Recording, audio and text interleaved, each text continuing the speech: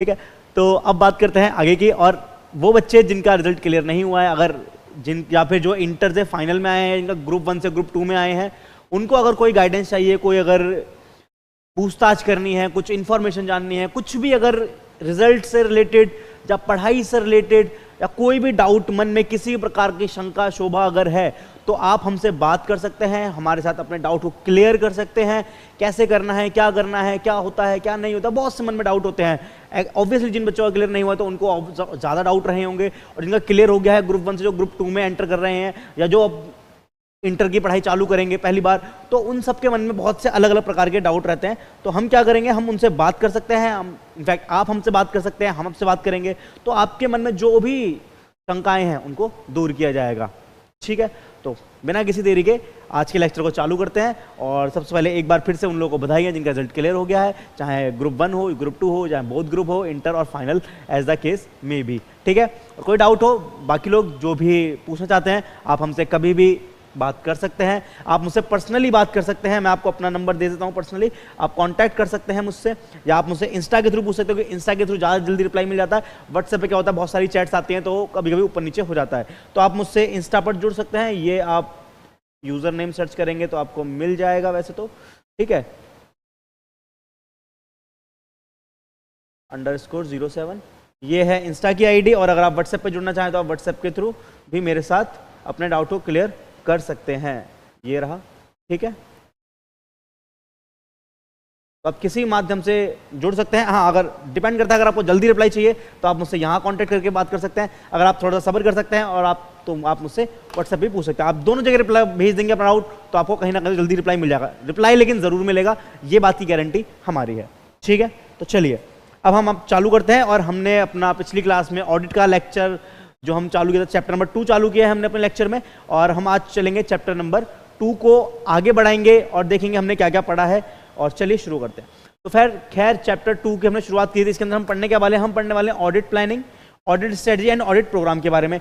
और हमने इसको शुरू करा था और इसमें हमने क्या क्या देख लिया है, हमने कुछ बेसिक चीज़ें देख ली थी इसके अंदर कि क्या होता है ऑडिट स्ट्रेटजी वगैरह, या ऑडिट की रिस्पॉन्सिबिलिटी की जरूरी क्यों है प्लानिंग करना, जिसके अंदर हमने ऐसे 300 के बारे में कुछ वार्तालाप करी थी। ऐसे 300 हमें क्या होता है, planning and audit of financial statement.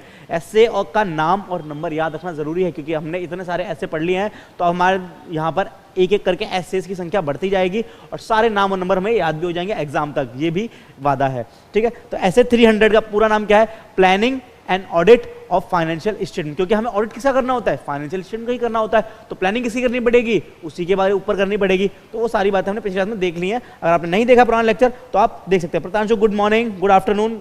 ठीक है, कैसे हो? ठीक है, तो देखो आज तुम्हारे मित्रजनों का रिजल्ट आया होगा और मेरे ख्याल से तुम्हारा भी ग्रुप 1 का रिजल्ट रहा होगा शायद। अगर हुआ है तो कैसा रहा रिजल्ट, आप मुझे बता सकते हैं, शेयर कर सकते हैं अपने रिजल्ट के बारे में कुछ बातें। ठीक है, कि are you satisfied with your result, not satisfied, as the case में भी जो भी है। ठीक है, खैर चलिए मैं आगे पढ़ाता हूँ। जब तक आपको कोई कुछ बताना हो, कुछ पूछना हो तो आप शेयर कर सकते हैं यहीं पे चैट के जरिए, डोंट वरी। ठीक है, तो वाई प्लानिंग ऑडिट नेसेसरी, हमने देख लिया कि जरूरी क्यों है प्लानिंग करना ऑडिट के लिए। कुछ बातें देखी थी जिसके अंदर हमने लाइक डेवलप एप्रोप्रिएट अटेंशन हम ग्रैब कर सकते हैं, हमें रिजॉल्व करना होती है पोटेंशियल प्रॉब्लम, जो समस्या आने वाली फ्यूचर में, उसके लिए हम आज ही प्लान बना लें क्या क्या समस्या आ सकती हैं, वो सोच करके, वो प्रिडिक्ट करके हम आज ही उनके लिए प्लान बना, लाइक जैसे मनी हाइस्ट प्रोफेसर साहब ने बनाया था प्लान। ठीक है, ऑर्गेनाइज एंड मैनेज करना ईजी हो जाएगा, इफेक्टिव एंड एफिशिएंट मैनर हमारा ऑडिट कंप्लीट होगा। ठीक, हम असिस्ट कर पाएंगे अपने एंगेजमेंट टीम को। ओके ओके ओके, अच्छा प्रतांशु ठीक है, नहीं हुआ, क्या हुआ मतलब, ठीक है मैं समझ सकता हूँ, कोई बात नहीं, नहीं हुआ, टाइम बहुत नज़दीक है नेक्स्ट अटेम्प्ट के लिए। तो जो भी बुरा लगेगा, मैं जानता हूँ मन में फीलिंग आएगी, नेगेटिव फीलिंग आएगी, तो आज का दिन है, इमोशंस को रखो अपने पास, संभालो, काम डाउन करना है और फिर फाइट बैक तो करनी ही है। सितंबर बस आ ही गया, 1.5 महीने के अंदर एग्ज़ाम फिर से आ जाएंगे, तो ये अच्छा है कि ज़्यादा वेट नहीं करना पड़ेगा एग्ज़ाम का। तो अपने आप को संभाल करके, अपने आप को खड़ा करके वापस से, और यस है ना, ओके। एग्रीगेट में दिक्कत हो गई, ओके ठीक है, एग्रीगेट में दिक्कत हुई है प्रतांशु, ओके ठीक है, समझ सकता हूँ मैं, एग्रीगेट की वजह से एक बार मेरा भी अटेम्प्ट रुका था इंटर में। ठीक है, but now it's your time, तो आपको उसमें मंथन करना पड़ेगा कि कहाँ पे कमी रह गई, किस सब्जेक्ट में एग्रीगेट बढ़ाया जा सकता है, किस सब्जेक्ट में नंबर बढ़ाया जा सकता है, जैसे एग्रीगेट में बढ़ावा मिलता। इट्स ओके, अब आगे बढ़ना है और जो हुआ ठीक है, मंथन करेंगे, थोड़ा सा गलतियों को समझेंगे, गलतियों को पहचानेंगे और नेक्स्ट अटेम्प्ट में उन गलतियों को नहीं करेंगे और सारी चीज़ों को शुरुआत से ही सिस्टमेटिकली मेंटेन करके रखेंगे जिससे लास्ट में कोई दिक्कत ना हो। और अगर डिटेल में इसके ऊपर हम बात जरूर करेंगे तुम्हारे रिजल्ट के ऊपर भी। Yes, next attempt will be fire. तुम्हारा ये कौन सा अटेम्प्ट था डजेंट मैटर, आने वाला अटेम्प्ट आखिरी अटेम्प्ट होना चाहिए, बस यही माइंडसेट में बात रहे तो ध्यान, इतना सा ध्यान रखना है बस। Next attempt will be final attempt, जो कि इंटर लेवल का होगा, उसके बाद सीधा फाइनल में एंट्री करनी है। बस इस माइंडसेट से रखना है, एकदम चैंपियन माइंडसेट से बढ़ना है हमें आगे। मैं यही चाहूँगा कि चैंपियन माइंडसेट रखना है। चैंपियन माइंडसेट यही होता है कि मुझे नहीं पता कि मेरे साथ अभी क्या हुआ है, मैंने पास्ट में क्या हुआ है, जो अब है आने वाला कल और जो प्रेजेंट है उसमें मैं क्या बेस्ट कर सकता हूँ और अपना वो कैसे मैं विनर की ओर लेके जा सकता हूँ, विनिंग कैसे हो सकती है मेरी, बस ये देखना है मेरे को। ठीक है, तो बस लाइक ऐसा ही करना है। और ठीक है, आज जो भी फीलिंग है, इमोशंस हैं, उनको अपने ऊपर कंट्रोल करके उनको डील करो एंड देन कल से back to the work and fully focus. ठीक है, तो पढ़ाई आगे बढ़ाते हैं फिलहाल के लिए। बाकी जो ये जिन बच्चों का नहीं निकल पाया है, ऑब्वियसली कभी भी 100% रिजल्ट तो आता नहीं है, तो ये मैं जानता हूँ, ये सब लोग जानते हैं। तो आज बात उन लोगों से हुई है मेनली जिनका रिजल्ट क्लियर हुआ है, जिन लोगों का क्लियर नहीं हुआ है, क्योंकि मुझे पता है जब जैसे ही रिजल्ट आता है, अगर नेगेटिव रिजल्ट आता है तो हम बात करने की हालत में नहीं होते हैं, बात करने का मन नहीं होता है। इसीलिए थोड़ा टाइम खुद के साथ बिताओ। मैं वापस आऊँगा, लाइव सेशन लूंगा और सिर्फ उन बच्चों से बात करूंगा जिनका रिजल्ट नहीं निकल पाया किसी भी वजह से। अब नेक्स्ट अटेम्प्ट में वो क्या कर सकते हैं, कैसे हम पास होंगे, कैसे हम अपने रिजल्ट को पॉजिटिव बनाएंगे और कैसे सक्सेसफुल लिखा होगा हमारे रिजल्ट पे सितंबर अटेम्प्ट में। तो उसके लिए पूरा लाइव सेशन होगा, सारे डाउट लाइव क्लियर करेंगे और सेपरेट वीडियो भी बनाएंगे, कोई बात नहीं, और लाइव भी मैं जरूर आऊँगा उन बच्चों के साथ, उन बच्चों के लिए एक बार। ठीक है, तो बहुत ज़रूरी है उनके साथ रहना, उनके साथ खड़े रहना इस समय इनका नहीं हुआ। ठीक, तो उनके लिए सेपरेट या तो आज शाम को नहीं तो कल, क्योंकि एक दिन लगेगा खुद को संभालने में, खुद को कंट्रोल करने में, तो वो खुद के साथ टाइम बिताना बहुत जरूरी है। खुद के साथ मंथन करो एक बार और फिर जो मंथन करके तुमने जो समझा, जो समझ आया, वो हम डिस्कस करेंगे लाइव यूट्यूब पर, या फिर अगर आप चाहें तो पर्सनली भी बात कर सकते हैं मुझसे। नंबर मैंने आपको यहाँ पे लिख के दिखाया था और इंस्टा का भी आईडी दी थी, तो जो आप कहीं पे भी बात कर सकते हैं। ठीक है, तो ईजी हो जाएगा। ठीक है, चलो खैर हम आगे बढ़ते हैं और हमने जो पढ़ा उसको रिवाइज कर लेते हैं फटाफट से और फिर आगे बढ़ेंगे। जो आज के हमने पढ़ लिया है इसको फटाफट से एक बार गो थ्रू कर रहे हैं कि कोऑर्डिनेशन अच्छा होता है प्लानिंग करने से, लाइक प्लानिंग के क्या क्या बेनिफिट है वो बताए हुए हैं यहाँ पे मेनली। उसके बाद हमारा टॉपिक क्या था, नेचर ऑफ ऑडिट प्लानिंग का कंटिन्यूएशन इटरेटिव प्रोसेस। बहुत ही इंपॉर्टेंट टॉपिक है ये, बहुत ही इंपॉर्टेंट है, बहुत बार आई से यहाँ से क्वेश्चन पूछता है और पूछा भी गया और आगे भी बहुत बार पूछने वाला है, ये है बात सबको पता। ठीक है, तो मतलब क्या है कि ऑडिट प्लानिंग जो हम करते हैं ये कोई एक बार की बात नहीं है, ये continuous and iterative process. Irritative नहीं भाई, इटरेटिव। कॉन्टिन्यूअस क्या होता है, ये हमें प्लानिंग लगातार करनी रहती है और इटरेटिव बोलते हमें रिपीटेड करनी रहती है। जैसे कि और ये कब शुरू होती है और कब खत्म होती है, जैसे ही हमारा प्रीवियस ईयर का ऑडिट खत्म होता है, ठीक है, और जैसे हमारा करंट ईयर का ऑडिट स्टार्ट होता है और ये प्रोसेस चलती रहती है जब तक हमारा करंट ईयर का ऑडिट खत्म नहीं हो जाता। तो ये इट्स लाइक अ सर्कल। कभी भी आप ये नहीं कह सकते कि मैंने प्लानिंग कर ली है, अब ये परमानेंट है, अब मुझे कुछ दोबारा सोचने की जरूरत नहीं पड़ेगी। नहीं, you have to think continuously, you have to plan continuously. तो ये वाली बात होती है। ठीक है, तो ये बात यहां हमने पढ़ी थी, planning is not a discrete phase of audit but rather a continuous and iterative process. सीधी बात है। अब क्या क्या हमें मैटर देखने होते हैं इसके अंदर, लाइक क्या देखा था इसके अंदर हमने, क्या क्या मैटर कंसिडर करेंगे जब हम प्लानिंग करेंगे। तो हमने शॉर्ट फॉर्म बनाई थी फेम अदर या अदर्स फेम, कुछ भी लिख सकते हो। ठीक है, तो अदर फेम का मतलब क्या था, F for framework, A for analytical procedure, M for materiality, E for expert and O for other rap. ठीक है, हम देखा था कि हमें क्या करना है, एनालिटिकल प्रोसीजर बनाने पड़ते हैं जो कि हम एज अ रैप अप्लाई करेंगे। फिर हमने क्या देखा, हमें कुछ लीगल एंड ऑब्लिगेटरी फ्रेमवर्क का ध्यान करना होता है जब भी हम प्लानिंग कर रहे हैं, और उसके बाद हमने मटेरियलिटी को डिटरमाइन करना होता है कि हम किस लेवल तक की चीजों को इंपॉर्टेंस देंगे या किस लेवल से ऊपर की चीजों को इंपॉर्टेंस देंगे, उससे नीचे चीजें हमारे लिए इमटेरियल रहेंगी। ये 320 में पढ़ेंगे पूरा अच्छे से मटेरियलिटी का कॉन्सेप्ट, तो वहां पे और दोबारा से आने वाला है। और इन्वॉल्वमेंट ऑफ एक्सपर्ट देखा जाएगा कि यार प्लानिंग के दौरान ही हम ये तय कर लेंगे कि हमें कहां पर एक्सपर्ट की आवश्यकता पड़ने वाली है, कहां पर मुझे वैल्यूर की आवश्यकता पड़ेगी, कहां पर मुझे लॉयर की आवश्यकता पड़ेगी, कहां पर मुझे किसी और एक्सपर्ट की आवश्यकता पड़ेगी अपने काम को और अच्छे से परफॉर्म करने के लिए। And performance of other rap, इसके अलावा कोई और रैप हमें परफॉर्म करना है तो वो भी देखेंगे, ये भी हमने देखा था। ठीक है, ये रिपीटिशन थी। हाँ, इन्वॉल्वमेंट ऑफ की engagement team member in planning audit, कि हम जब प्लानिंग कर रहे हैं तो हम ये चाहेंगे कि हमारे इंगेजमेंट टीम में जो भी मेंबर हैं हम सब मिलकर के क्या करें, डिस्कशन करें। जो प्लानिंग कर रहे हैं बाकी जो मेंबर हैं टीम के, उनको भी तो पता हो, नहीं तो वो तो ऐसे ही बस ऐसे ही घूमते रहेंगे, धूल मिनट चलाते रहेंगे, उन्हें क्या पता चलेगा, कुछ समझ नहीं आया क्या करना है। जब उन्हें पता ही नहीं है प्लानिंग कैसे काम करना है, कि हमने क्या प्लान बनाया है, तो जब पूरी टीम को पता होगा प्लान कैसे वर्क करती है। हमने एग्जांपल भी लिया था इसका क्लासन का और अपने इंडियन टीम का, जो लेटेस्ट हम वर्ल्ड कप जीते हैं प्लानिंग के बलबूते पे जीते थे लास्ट में, जब ऐसी सिचुएशन हो गई थी। ठीक है, तो वो आप देख सकते हैं, नहीं देखा है अगर पुराना लेक्चर तो इंगेजमेंट टीम को भी इन्वॉल्व करना होता है प्लानिंग के दौरान, जिससे क्या हो, सबको पता हो कि हम कैसे परफॉर्म करना चाहते हैं, या हमारा टारगेट क्या है, या हम किस दिशा में आगे बढ़ रहे हैं। तो सबको पता होगा तो सब एक साथ आगे बढ़ेंगे एक गोल को अचीव करने के लिए। Discussion of element of planning with entities engagement. अब कुछ एलिमेंट को हमें अपने मैनेजमेंट के साथ भी डिस्कस करना होता है, लेकिन हाँ, जब हम डिस्कस करेंगे तो उसमें हम कॉम्प्रोमाइज नहीं कर लेंगे किसी भी अपने जो ऑथेंटिसिटी है उसको। हमें क्या करना पड़ेगा, हमें बताना पड़ेगा कि हम ये काम करने वाले हैं, हम आने वाले हैं, और हम इस तरीके से कुछ कुछ चेक करेंगे। लेकिन हाँ, हम ऐसा कुछ नहीं करेंगे कि हमारी जो इफेक्टिवनेस है ऑडिट की, या जो बायसनेस जो है वो अनबायसनेस है वो कॉम्प्रोमाइज हो जाए, ऐसा कुछ भी हमें नहीं करना है। ऑब्जेक्टिविटी और इफेक्टिवनेस कॉम्प्रोमाइज नहीं होनी चाहिए मैनेजमेंट का जब हम डिस्कस कर रहे हैं तब। ठीक है, सीए फाउंडेशन की क्लास नहीं हुआ है। हाँ, प्रियांशु मैं बता रहा हूँ, आज सुबह सीए फाउंडेशन की क्लास नहीं हो पाई, क्योंकि जिस समय क्लास लेने जा रहे थे उस समय इंटर और फाइनल वालों का रिजल्ट आ गया, तो मॉर्निंग वाला लेक्चर आज नहीं हो पाया मॉर्निंग बैच का। ठीक है, लेकिन हाँ, जो इवनिंग की जो क्लास होगी फाउंडेशन वाले बच्चों की, वो अपने सेम टाइम पर होगी, 3:30 बजे हमारी क्लास होगी इवनिंग में फाउंडेशन की। जो इवनिंग वाला बैच चल रहा है, मॉर्निंग वाला बैच जो जनवरी वाला बैच है उसमें अभी क्लास नहीं हुई। अगर तुम्हें देखना है तो तुम एक काम कर सकते हो, जो मॉर्निंग वाला जो लेक्चर है इवनिंग वाला बैच उससे बहुत आगे चल रहा है, तो जो मॉर्निंग में आज मुझे पढ़ाना था वो मैं इवनिंग में पहले पढ़ा चुका हूं।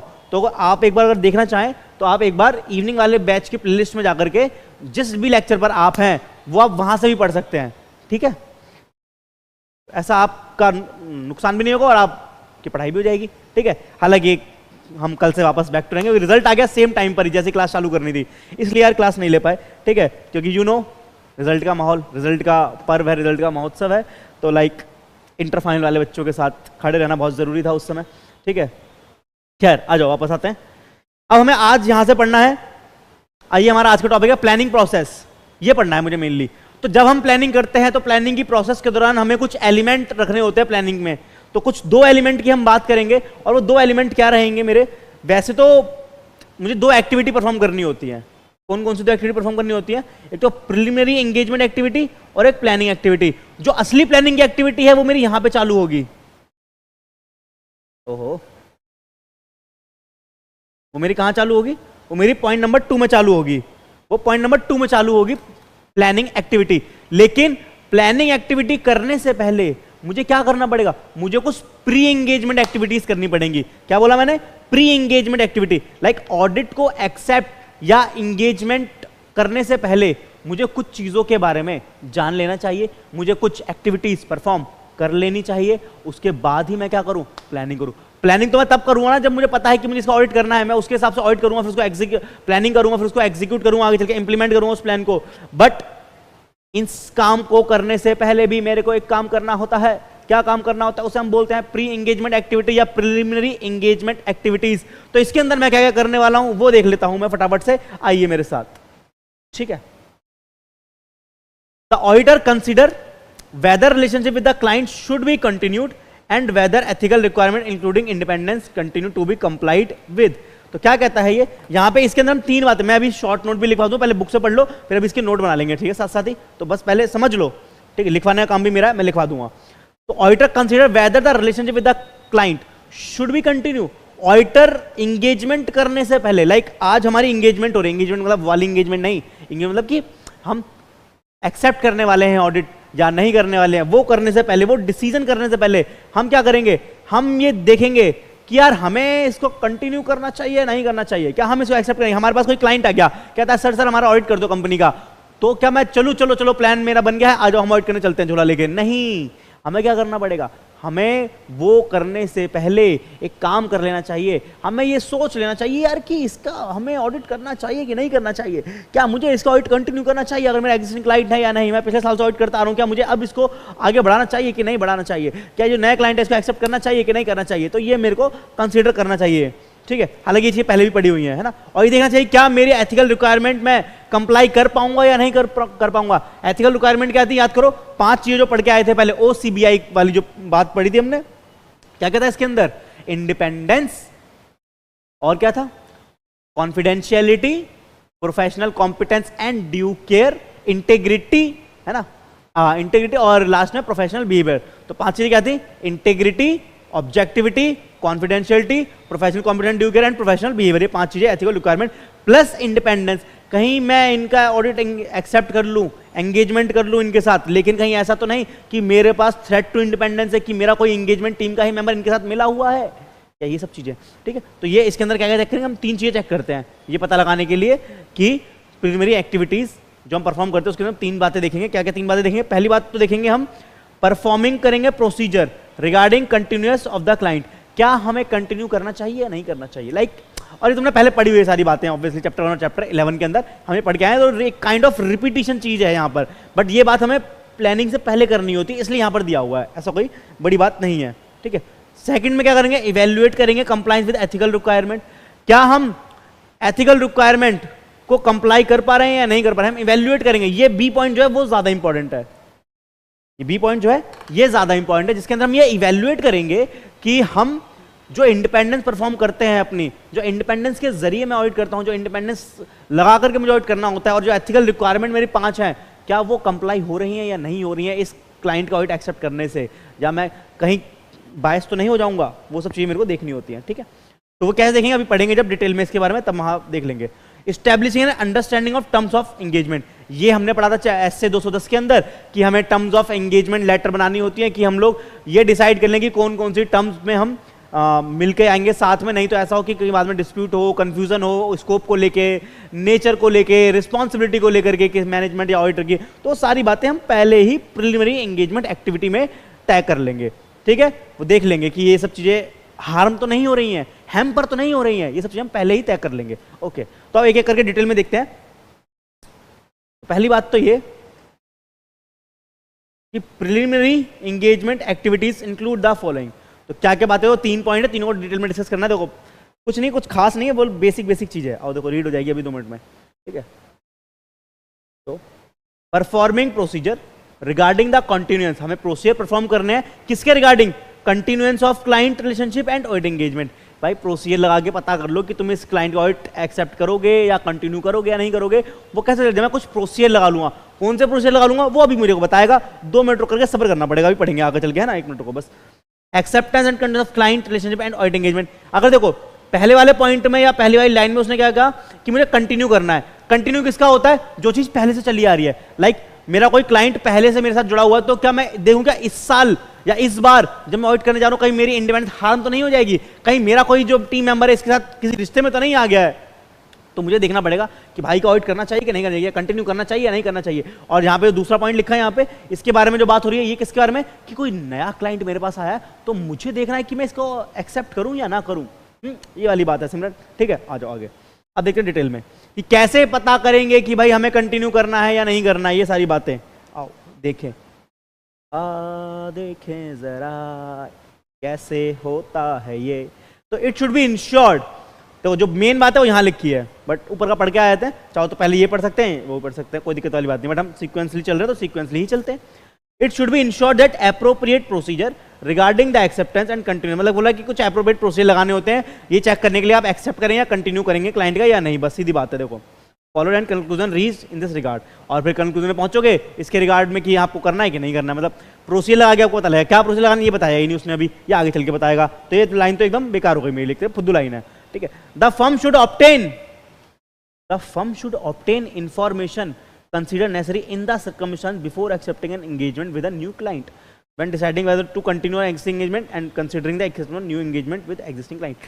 कुछ नहीं कह रहा है कि यहाँ पे भी वही वाली बात है, पहले में कह रहा है कि प्रोसीजर लगा के पता करो, यहाँ पे कह रहा है आपको इन्फॉर्मेशन भी ऑब्टेन कर लेनी चाहिए, तभी तो पता चलेगा कि आप एक्सेप्ट करोगे कि नहीं। बिना इन्फॉर्मेशन के मैं कैसे डिसाइड कर लूंगा कि मुझे नए क्लाइंट का ऑडिट एक्सेप्ट करना चाहिए नहीं करना चाहिए, बिना ऑब्टेन करे इन्फॉर्मेशन को मैं कैसे तय कर लूंगा कि मुझे पुराने क्लाइंट का ऑडिट जो है आगे कंटिन्यू करना चाहिए कि नहीं करना चाहिए, तो इन्फॉर्मेशन ऑब्टेन करनी पड़ेगी। तो दो पैरों में 2 ही वर्ड इंपॉर्टेंट है, पहला कि एक तो है कि मुझे एप्रोप्रिएट प्रोसीजर अप्लाई करने पड़ेंगे, दूसरी बात कि मेरे को इंफॉर्मेशन ऑब्टेन करनी पड़ेगी, ये वाली बात है, ठीक है जी, ओके। हाँ, अब मैं कैसे करूंगा, मैं कैसे करूंगा, ये है आगे की बात में, ये इंपॉर्टेंट है, यहां पर ये बात बताएगा अपनी अच्छे से कैसे। तो आइए ऐसे, matter such as integrity of principal owner and key management, competence of engagement. मैं क्या देखूंगा, इंटीग्रिटी देखूंगा प्रिंसिपल ओनर की, भाई जो बिजनेसमैन है क्या वो, उसके अंदर इंटीग्रिटी है, क्या वो ऑनेस्ट है, क्या वो स्ट्रेट फॉरवर्ड है, क्या वो सही से अपने काम को करता है या नहीं, क्या वो कंपनी सही से परफॉर्म करती है अपनी चीजों को या नहीं, क्या कंपनी के अंदर ऑनेस्टी है या नहीं। मैं मैटर वो देखूंगा क्या कौन कौन से ऐसे मैटर है कि यहां पे ये इसकी इंटीग्रिटी हार्म हो रही है मैंने प्रिंसिपल ओनर की।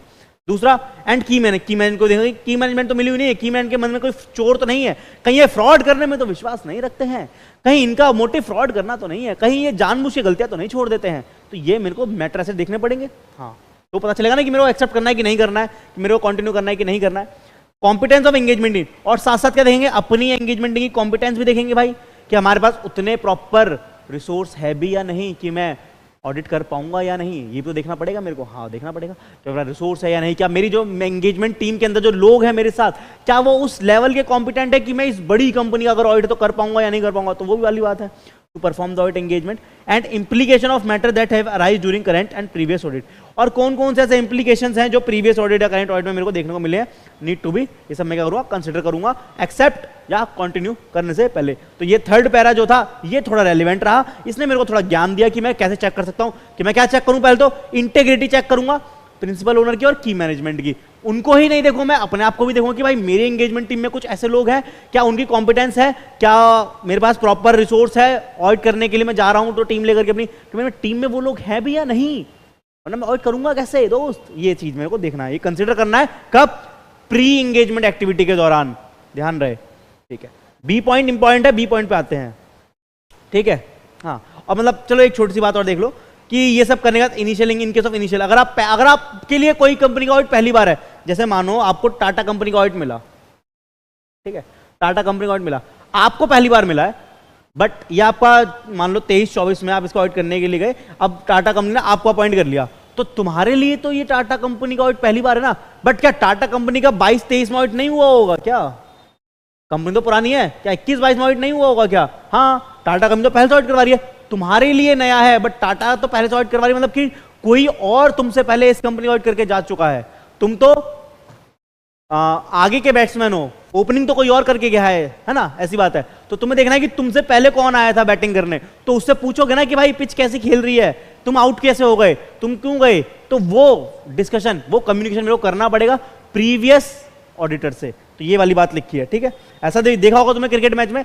जैसे कोई प्लेयर आउट होता है, कोई नया प्लेयर ड्रेसिंग रूम से बाहर जाता है खेलने के लिए, तो बाउंड्री लाइन के आसपास दोनों मिलते हैं, हल्की सी कुछ 2 मिनट की चिट चैट करते हैं, लाइक हल्की सी कि क्या हुआ, क्या पिच कैसे परफॉर्म कर रही है, बाउंस कितना है, स्पिन हो रही है नहीं हो रही है, तो वो सब होता है कि नहीं होता है, हाँ होता है ना। तो भाई अगर तुम एंट्री कर रहे हो और कोई और आउट हुआ है, मतलब उस कंपनी से आउट हुआ है, तो एक बार कम्युनिकेट करो भाई कि क्या हुआ, कंपनी में कैसे परफॉर्म कर दिया, तो लाइक वही वाली बात करिए, कम्युनिकेट करना है with the predecessor auditor should be made where there has been a change of auditor, अगर चेंज हुआ है बैट्समैन तो, ठीक है। तो ये वाली बात हो गई, सिंपल सी बात थी वैसे तो, बट ये करना होता है, जरूरी है, बोला हुआ है एथिक्स में, ठीक है। आ जाओ, अब पढ़ते हैं B point, important, evaluating compliance with ethical requirement including independence, कि अब मुझे ये इवेल्युएट करना होगा, क्या मैं जब इस कंपनी ऑडिट करूंगा तो क्या मैं इंडिपेंडेंटली ऑडिट कर पाऊंगा, क्या मेरे जो एथिकल रिक्वायरमेंट है 5, क्या वो सही से कंप्लाई हो पाएंगे, कहीं ऐसा तो नहीं है कि ये कहीं मेरे पर दबाव डाल दे, कहीं मेरे को इन्फ्लुएंस कर दे, कहीं मेरा सेल्फ इंटरेस्ट आ जाए, कुछ भी हो सकता है, तो ये सब मेरे को देखना पड़ेगा, हाँ देखना चाहिए,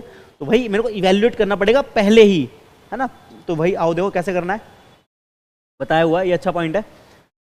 the auditor shall continuously, auditor को लगातार कॉन्टिन्यूअसली इवेल्युएट करना चाहिए कंप्लायंस विद एथिकल रिक्वायरमेंट और इंक्लूडिंग इंडिपेंडेंस। जब भी बात होगी एथिकल रिक्वायरमेंट की, तो most of the time independence साथ में, अगर बिना इंडिपेंडेंस के तो ऑडिट कर ही नहीं सकते, क्योंकि हमारे ऑडिट की डेफिनेशन नहीं कहती, शुरुआत में देखी थी कि audit is an independent examination, तो एथिकल रिक्वायरमेंट या कुछ भी हो, आपको इंडिपेंडेंटली तो परफॉर्म करना ही पड़ेगा ना दोस्त, हाँ ये वाली बात है। आ जाओ, तो इंडिपेंडेंस का मीनिंग बचपन से जानते हो अब तो तुम, independence meaning that a judgement of a person is not subordinate to the wishes और direction of another person, might have engaged him, मतलब कि जिसने तुम्हें अपॉइंट करा है कि तुम उसके इशारों पे ना नाचो, वो क्या है, वो इंडिपेंडेंट है। अगर तुम किसी के इशारों पे नाचो तुम इंडिपेंडेंट नहीं हो, तुम डिपेंडेंट हो, तुम किसी और के कहने पे चल रहे हो। दोस्त, तुम अपने मन से नहीं चल पा रहे हो, तुम्हारे ऊपर किसी का दबाव है, तुम्हारे ऊपर किसी का इन्फ्लुएंस है, तुम खुद से अपने डिसीजन नहीं ले पा रहे हो, तुमसे कोई काम करवाया जा रहा है, जबरदस्ती कुछ गलत काम करवाया जा सकता है।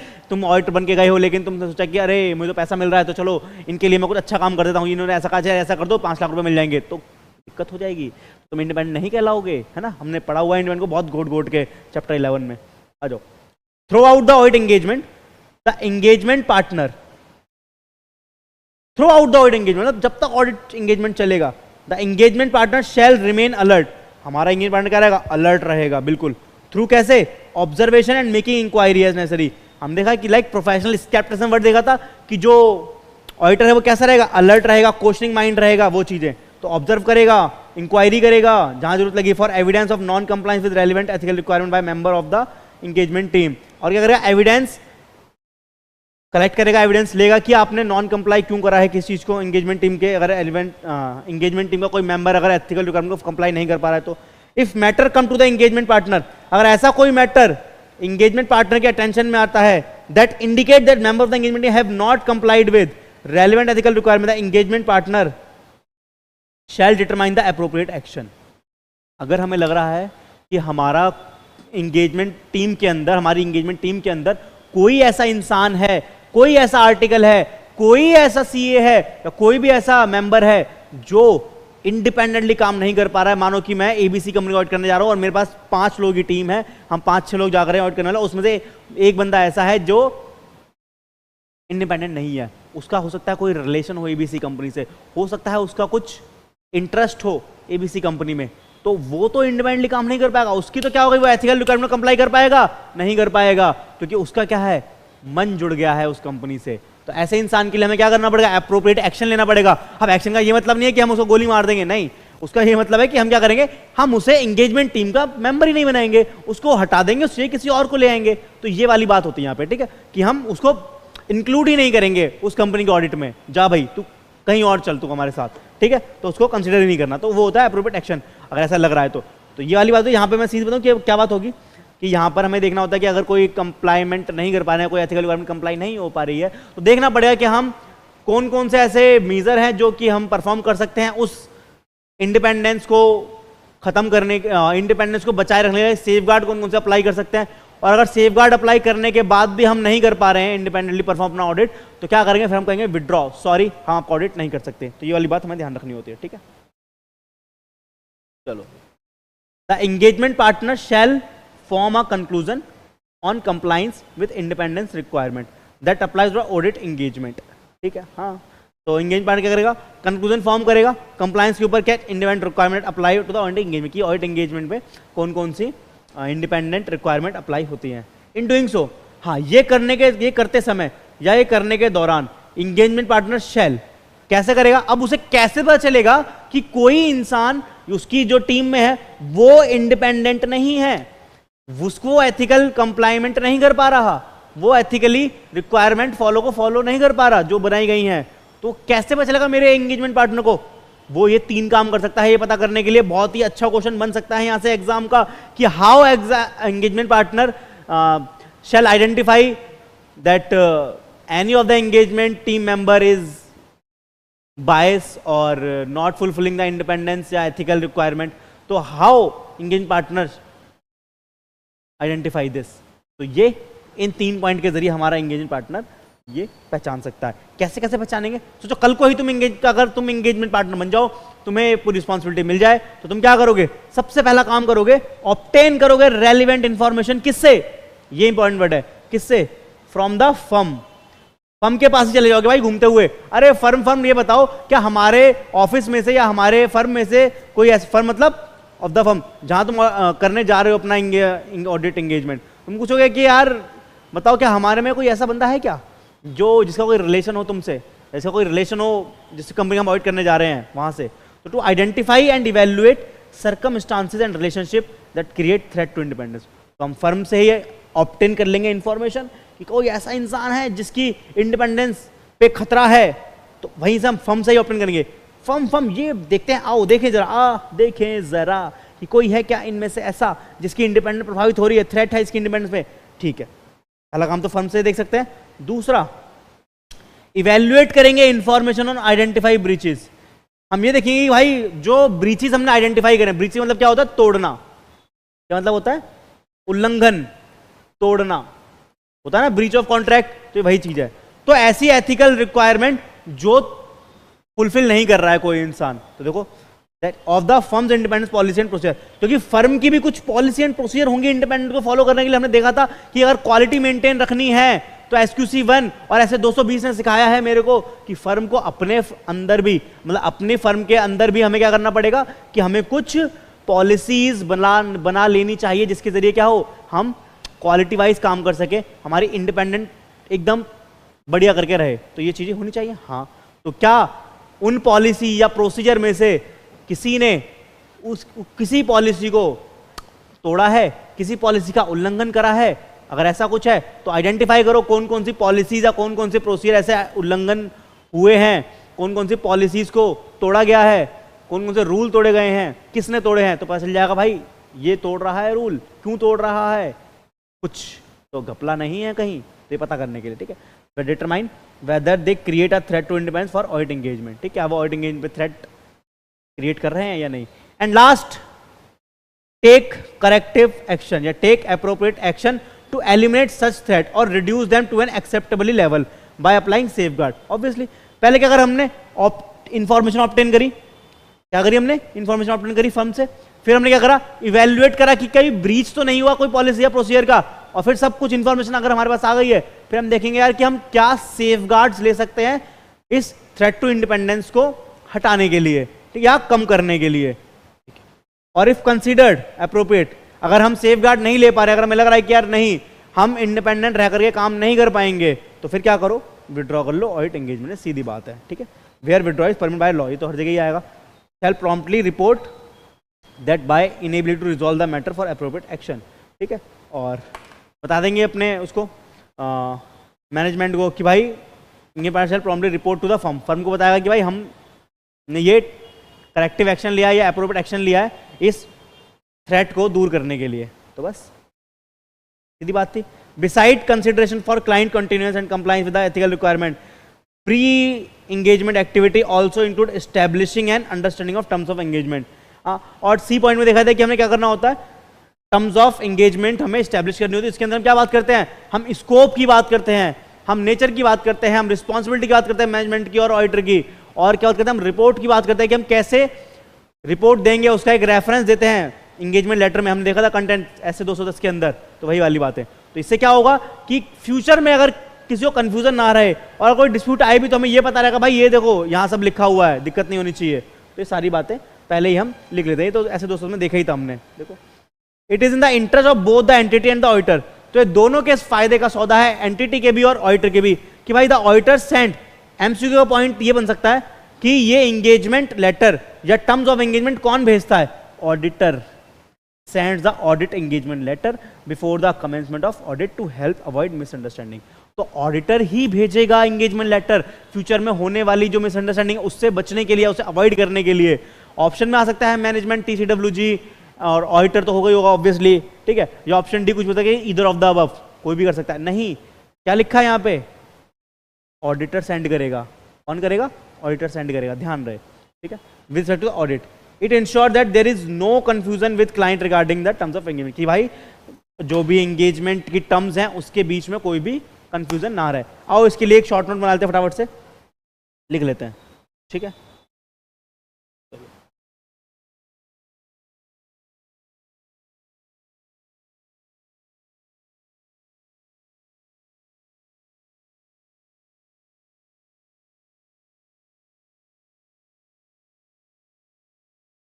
आओ चलो लिखते हैं। अलग पेज पे लिख लेते हैं ना, सही रहेगा,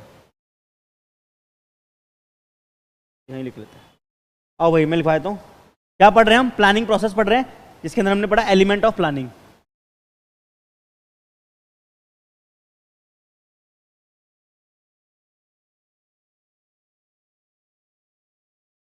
प्लानिंग प्रोसेस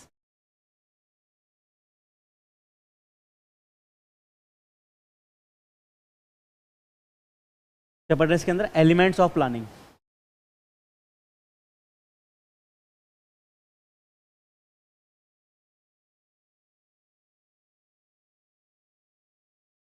इसके अंदर हमें दो चीज़ें पढ़नी है। फर्स्टली हमें पढ़ना है प्रीलिमिनरी एंगेजमेंट एक्टिविटी, ये हमने पढ़ लिया है।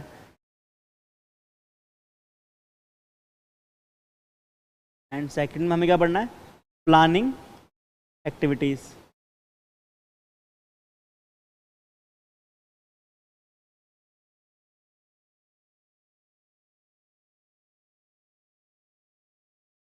Planning activities. तो आओ, अब हमने बात करी है प्रीलिमिनरी एंगेजमेंट की, है ना भाई? देखो इसके अंदर क्या क्या है। इसके अंदर मुझे ध्यान रखना होता है तीन बातों का। क्या क्या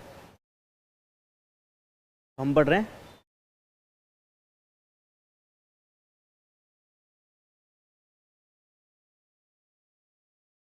प्री इंगेजमेंट एक्टिविटी बोल सकते हैं शॉर्ट में, प्यार से मन करे तो एक्टिविटीज। ठीक है।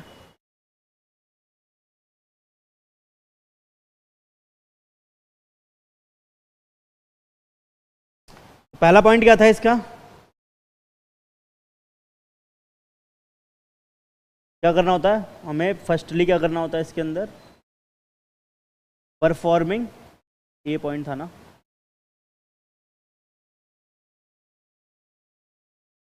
Performing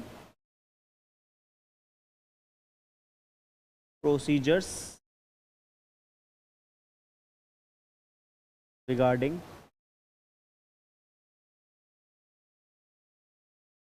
the continuance of client relationship।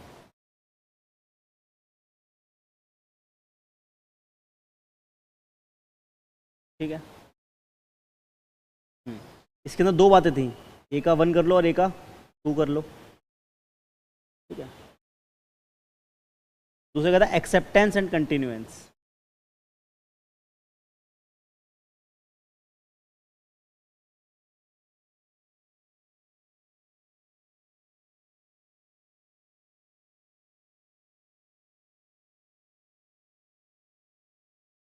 Relationship and audit engagement.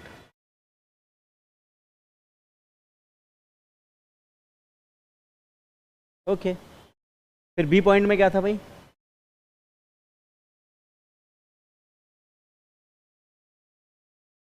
Evaluating compliance with ethical requirement, ये तो था, इवेल्युएट करना है।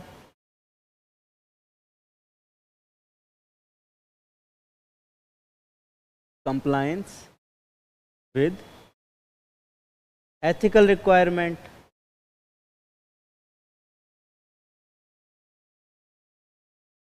Including independence, including independence.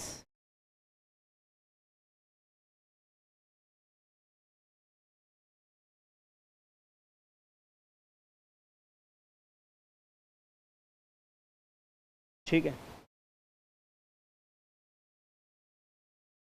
हाँ, इसके अंदर शॉर्ट में कुछ बात लिख लेते हैं।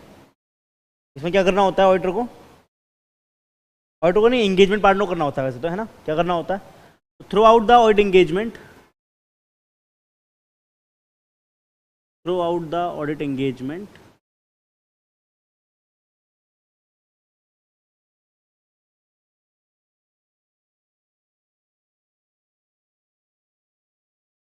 द एंगेजमेंट पार्टनर क्या रहेगा वो? प्रोफेशनल स्केप्टिज्म में क्या दिखा था हमने? अलर्ट रहेगा, शेल अलर्ट। थ्रू कैसे रहेगा? Observation and making inquiries.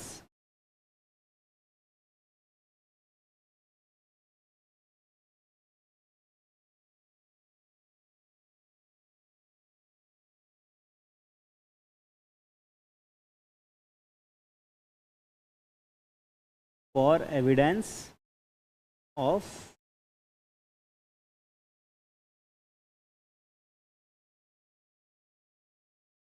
of non-making, non-compliance with relevant ethical requirement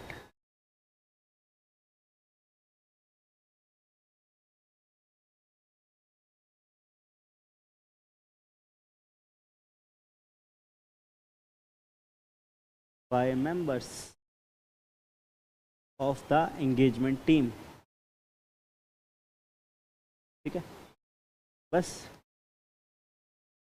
अब ये करने के लिए हमारा एंगेज पार्टनर क्या करता है, कैसे करेगा, ऑब्टेन करेगा इंफॉर्मेशन, बस। वो भी लिख लें, चलो वो भी लिख लेते हैं। चलो, तो एंगेजमेंट पार्टनर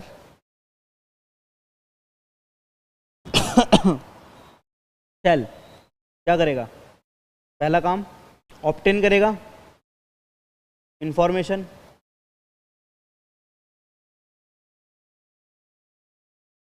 रेलेवेंट इंफॉर्मेशन, और क्या था, इवेल्युएट करेगा। क्या करेगा भाई साहब, इवेल्युएट करेगा। क्या इवेल्युएट करेगा, इंफॉर्मेशन, ठीक है, और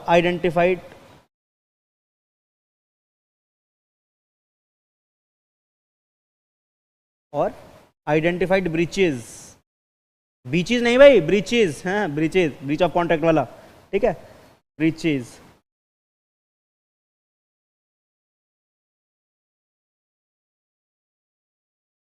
ओके, थर्ड, फिर टेक एप्रोप्रिएट एक्शन, बस हो गया खत्म।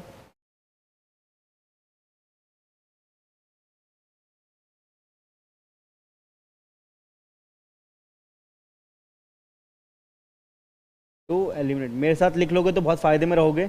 लास्ट में क़यामत की रोज़ बस यही नोट्स काम आएंगे वैसे, ठीक है। ऐसे का मैथ तो पढ़ा जाएगा नहीं, वो इतना सारा रिपीट दे रखा है बार बार, ठीक। दैट्स टू इंडिपेंडेंस, बस। और थर्ड पॉइंट में क्या था, वो तो एंगेजमेंट लेटर वाली बात थी, लिख लेते हैं फटाफट से, वो भी तो 2 मिनट में हो जाएगी। सी पॉइंट किस बारे में कहता है,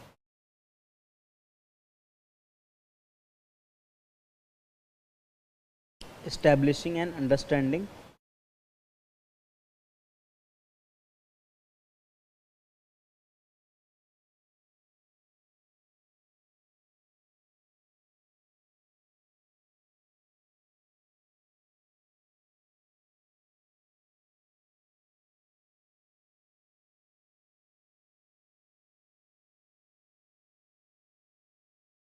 so it will be beneficial to both the entity and auditor.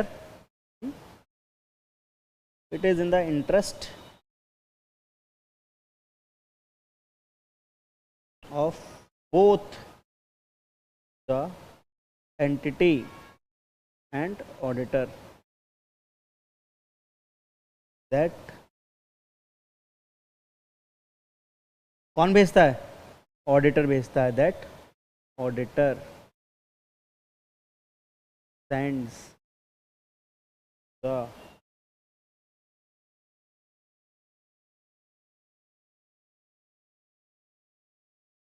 engagement letter, audit engagement letter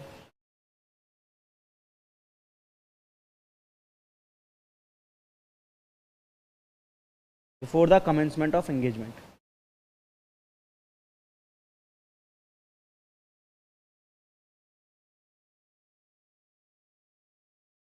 To help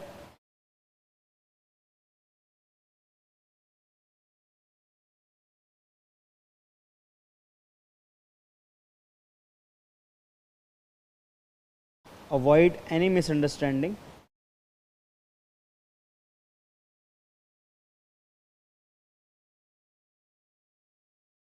with respect to audit, बस डन।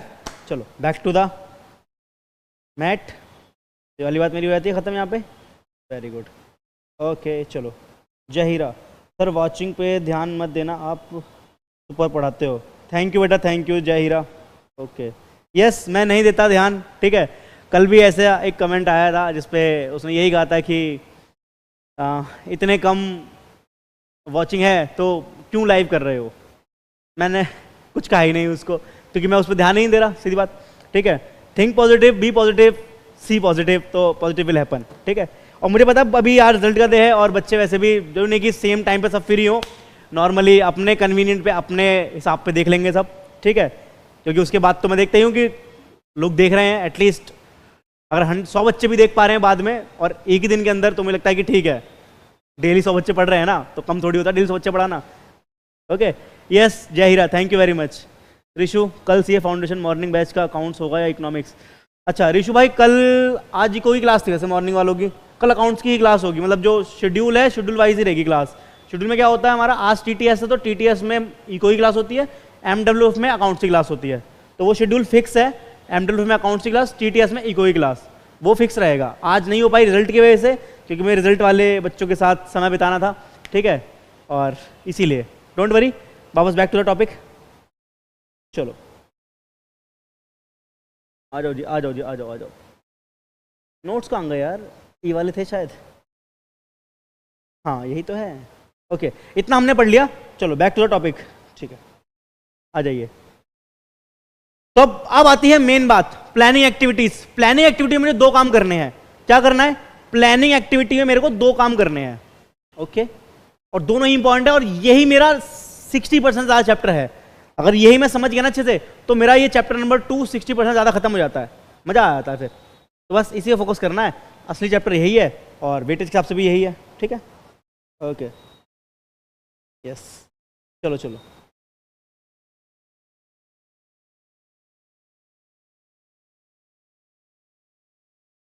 चलो आओ देखते हैं।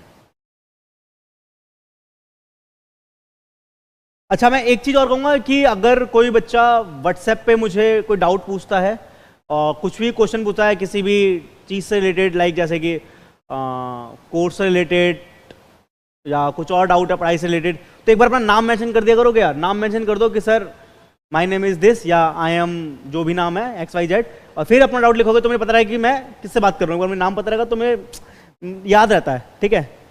चलो, बाकी कोई दिक्कत नहीं है।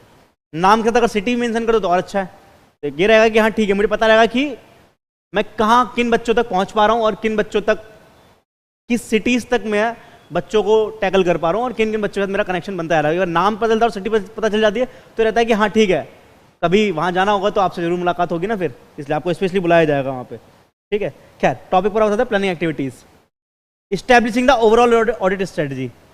तो अब हमें क्या करना है? Planning activity. अब हमने प्री एंगेजमेंट एक्टिविटी डन कर ली अपनी।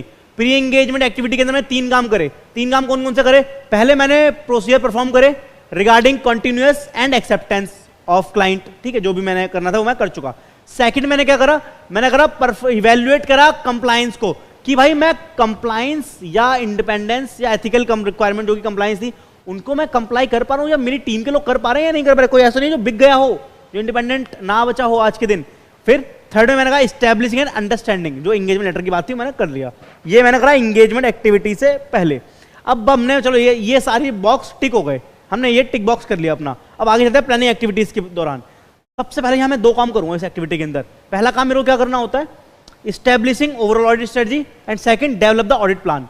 ये 2 काम करने हैं मेरे को, और दोनों ही अलग अलग होते हैं। जनरली आज तक हम जो बचपन में समझते आए हैं, जो हमारी सोच है, जो हम जिस तरीके से समझते हैं चीजों को कि स्ट्रेटजी और ऑडिट प्लान दोनों सेम होते हैं, दोनों सेम रखते हैं हम। स्ट्रेटजी और प्लान, अरे हाँ प्लान बना लो ना, अरे हाँ स्ट्रेटजी बना लो ना, नहीं, दोनों में फर्क है। क्यों फर्क है? क्योंकि एक वर्ड लिखा है दोस्त यहां पर, पता है क्या लिखा है? देखो, हमें क्या करना है? ओवरऑल ऑडिट स्ट्रेटजी की बात करनी है पहले तो, और यहां लिखा है ऑडिट प्लान के बारे में। तो अगर मैं कहूं ब्रॉड क्या है दोनों में से, ज्यादा बड़ा क्या है, स्ट्रेटजी या प्लान, तो मैं आपको ये राज की बात बताना चाहता हूं दोस्त कि क्या है, ये है ब्रॉड, यानी overall audit strategy is a broad term.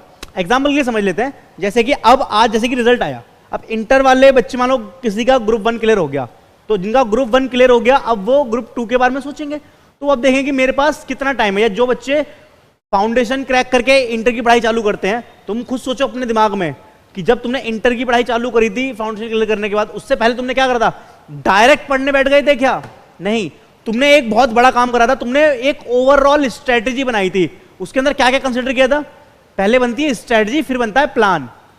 पहले आती है ओवरऑल ऑडिट स्ट्रेटजी, फिर बनता है प्लान। कैसे? देखो, जब तुमने इंटर की पढ़ाई चालू करी होगी उस दौरान, तो तुमने एक बात देखी होगी कि तुमने कुछ चीज नोटिस करी। तुमने सबसे पहले कि तुम्हारा कितना टाइम बचा है। तुमने देखा कि अब मेरे इंटर के एग्जाम में कितने दिन है, लाइक 6 महीने हैं, 8 महीने हैं, 9 महीने हैं। तुमने उसके हिसाब से देखा पहले कितना टाइम है। अच्छा, तुमने देखा मेरे पास 6 महीने है, ओके।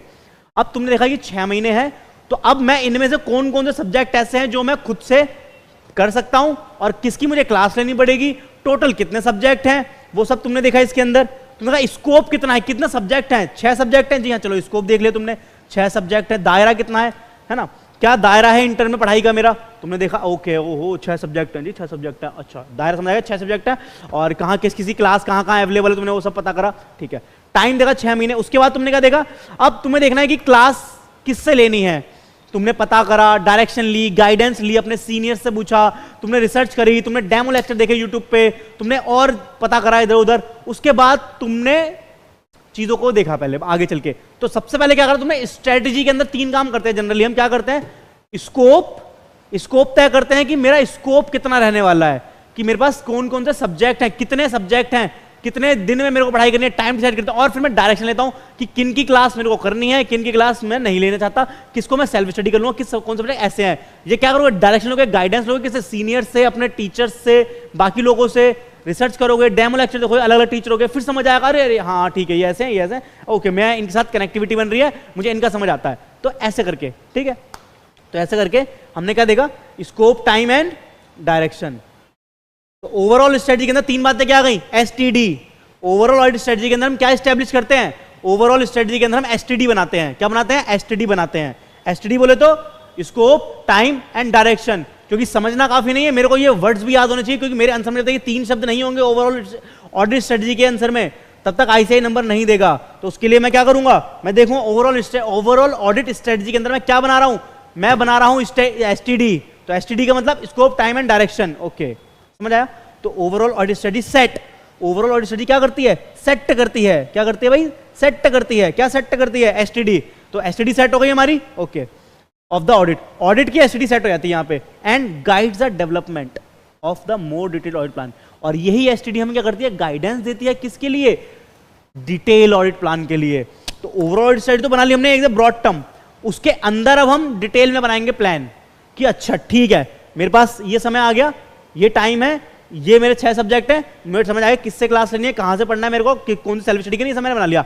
अब तुम जाओगे इंडिविजुअल लेवल पे, लाइक अब तुम देखोगे मुझे अकाउंट्स में कितने चैप्टर हैं, अकाउंट्स में कितने दिन में खत्म करनी है, कौन कौन से टॉपिक्स हैं, कौन कौन से इंपॉर्टेंट टॉपिक है, कौन कौन से टॉपिक ऐसे हैं जो मेरे को ज्यादा टाइम लगाएंगे करने में, किनको मेरे को डिटेल में समझना है, कौन से क्वेश्चन ऐसे हैं जिनको जिस चैप्टर के क्वेश्चन मेरे को सारे हाथ से लिख के देखने हैं, कौन से चैप्टर के क्वेश्चन ऐसे हैं जिनको ऊपर से ऑडिट कर सकता हूं। लाइक अब मैं डिटेल में प्लान बना रहा हूं हर सब्जेक्ट का डिटेल में।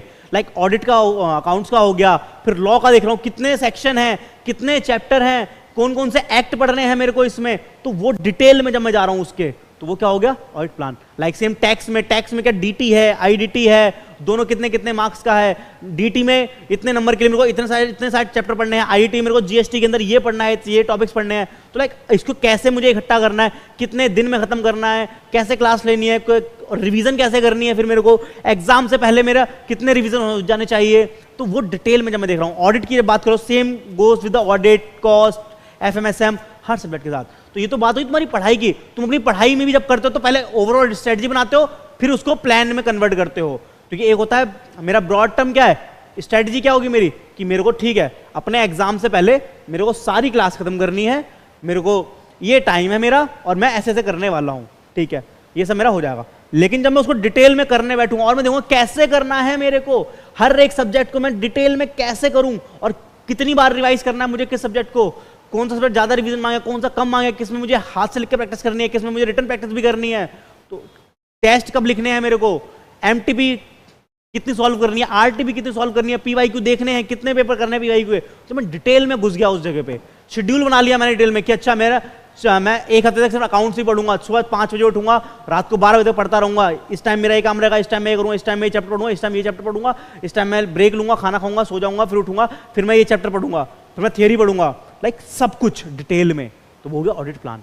Same goes with the audit. Like जैसे प्रैक्टिकल दुनिया में अगर ऑडिट करना है मुझे किसी कंपनी का, तो पहले मैं क्या देखूंगा कि अगर मैं रिलायंस कंपनी ऑडिट करने के लिए जा रहा हूं तो मैं ये देखूंगा कि यार मेरे पास स्कोप कितना है, लाइक इनकी कितनी सब्सिडियरी हैं, कितनी एसोसिएट्स हैं, कितने इनके जॉइंट वेंचर हैं, कि क्या क्या चल रहा है। और फिर मैं देखूंगा कि टाइम, मेरे पास ऑडिट करने का टाइम कितना है, मेरे पास 6 महीने हैं कि 4 महीने कि 2 महीने के अंदर मुझे ऑडिट खत्म करना है, कितना टाइम है मेरे पास, वो मैं देखूंगा। फिर देखूंगा डायरेक्शन, कि आप मुझे डायरेक्शन लेनी चाहिए कि कैसे, कि मैं देखूंगा इसके अंदर कि मुझे कहां कहां पे जरूरत पड़ेगी और अलग लोगों की, लाइक हो सकता है मुझे एक्सपर्ट की आवश्यकता पड़े, हो सकता है मुझे कुछ लीगल मैटर में दिक्कत आएगी तो मैं लीगल मैटर में देखूंगा मुझे एक्सपर्ट की आवश्यकता कहां पड़ने वाली है, किस किस एक्सपर्ट की आवश्यकता पड़ेगी, कौन से लॉयर की आवश्यकता पड़ेगी, या हो सकता है मुझे किसी वैल्यूअर की आवश्यकता पड़े, हो सकता है मुझे कुछ एक्चुअरी की आवश्यकता पड़े, हो सकता है मुझे किसी कंसल्टेंट की आवश्यकता पड़े, किसी MBA की आवश्यकता पड़े। तो ये सब क्या रहेगा, डायरेक्शन लेनी पड़ेगी मुझे इन सबकी। तो ये सारी बातें मेरी इसके अंदर आ जाती हैं ओवरऑल ऑडिट स्ट्रेटेजी के दौरान। ठीक है, ओके। तो पहले ओवरऑल ऑडिट स्ट्रेटेजी के बारे में पढ़ लें, फिर ऑडिट प्लान के बारे में पढ़ लेंगे। आई होप मेरे ख्याल से क्लियर होगा। क्लियर होगा तो कमेंट में जरूर बताना यार कि ओवरऑल ऑडिट स्ट्रेटेजी क्लियर है, क्योंकि एग्जाम में बहुत बार पूछते हैं और मैंने बहुत मेहनत से और बहुत ट्राई कराई कि मैं अच्छे से अच्छे समझा पाऊँ स्ट्रेटेजी का। दोनों एग्जाम्पल है, तुम्हारा रिलेटेबल एग्जाम्पल हो गया पढ़ाई का और कंपनी का भी ले लिया, रिलायंस वाले का भी। तो आई होप क्लियर होगा। नहीं अगर क्लियर है तो कमेंट में अपना डाउट पूछ लेना, नहीं तो वीडियो को एक बार थोड़ा सा पॉज पीछे करके देख सकते हो क्या, देख लेना तो भी क्लियर हो जाएगा। ठीक है, नहीं तो कमेंट में फिर पूछना, डाउट मैं क्लियर कर ही दूंगा, फिर क्या बात है, वो तो है ही अल्टीमेट ऑप्शन। ठीक है, आओ पढ़ते हैं इसके आगे। The auditor shall establish an overall audit strategy that set, इसको रिपीटिशन है तो हटाओ इसको, यहाँ पढ़ लिया ना हमने, फिर क्यों पढ़ दोबारा, चलो इतना टाइम थोड़ी हमारे पास।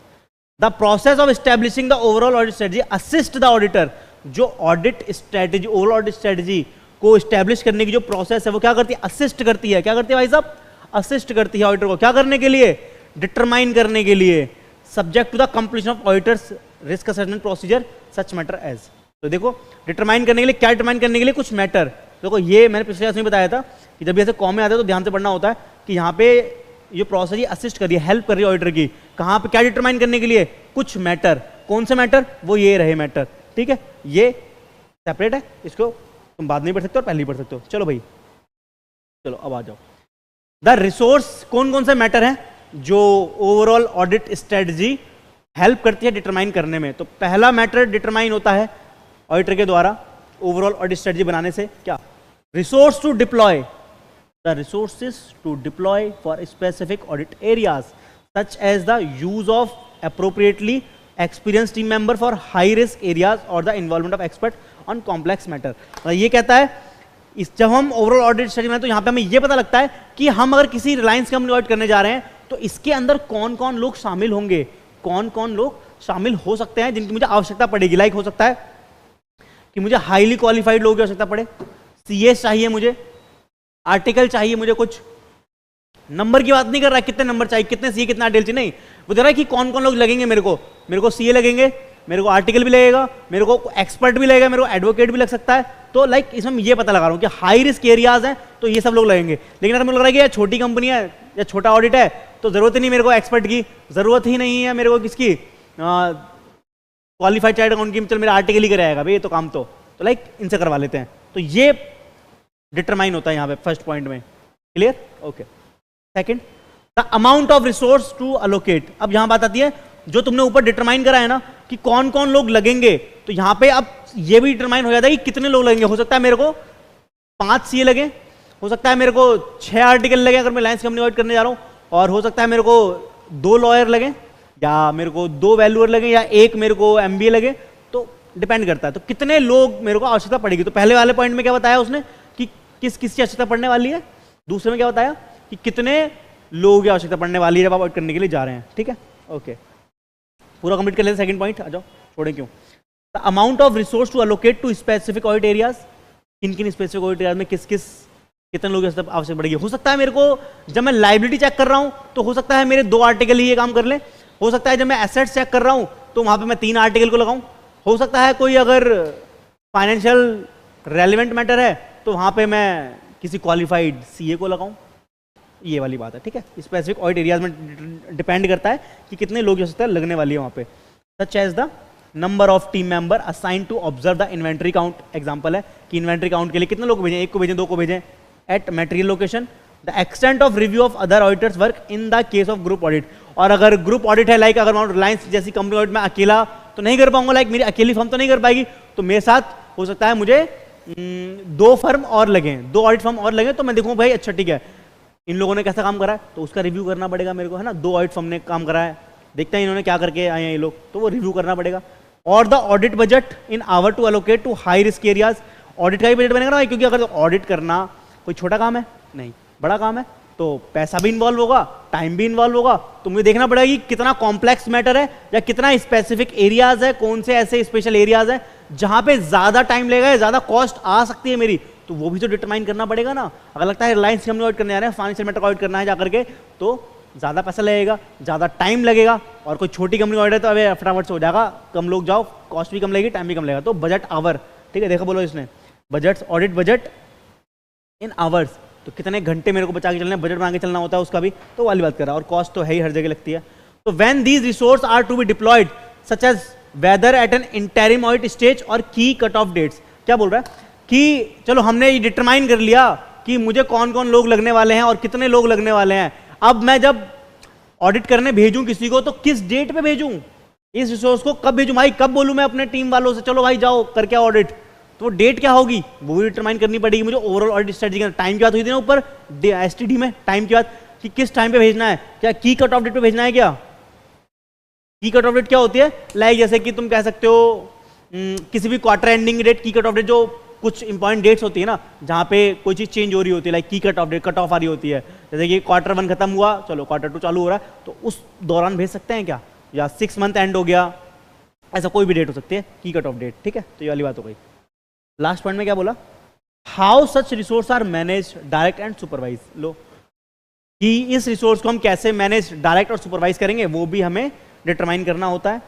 When team briefing and debriefing meeting are expected to be held, how engagement partner manager review are expected to take place such as on site or off site, and whether to complete engagement quality control review, EQCR, ये हमने chapter 11 में पढ़ा होता है। EQCR वहां पे बहुत detail में चर्चा करी थी, Pratanshu Jay Heera totally agree, very good, yes okay. तो EQCR हमने देखा था कि EQCR का काम क्या था, क्वालिटी को रिव्यू करना कि जो हमारे टीम ने, इंगेजमेंट पार्टनर ने अपनी रिस्पॉन्सिबिलिटी को अच्छे से परफॉर्म करा है या नहीं करा, अपने काम को अच्छे से क्वालिटी वाइज करा है कि नहीं करा, उसके लिए भी हम देखा था कि कोई EQCR आ सकता है, कोई एक अलग पर्सन आ सकता है, और अलग पर्सन कौन होगा, कोई नहीं, हो सकता है फर्म का ही दूसरा पर्सन हो, फर्म का ही कोई और इंसान हो, जो क्या करेगा EQCR बन जाएगा और देखेगा कि यार तुमने क्या काम करा, और हम चेक करते हैं कि तुमने अपने काम को क्वालिटी वाइज करा है कि नहीं करा, वो डिपेंड करता है, वो देखा जाएगा, बस कुछ नहीं है। तो ये कैसे मैनेज डायरेक्ट और सुपरवाइज होता है, लाइक बोल सकते हो ऐसे MDS है,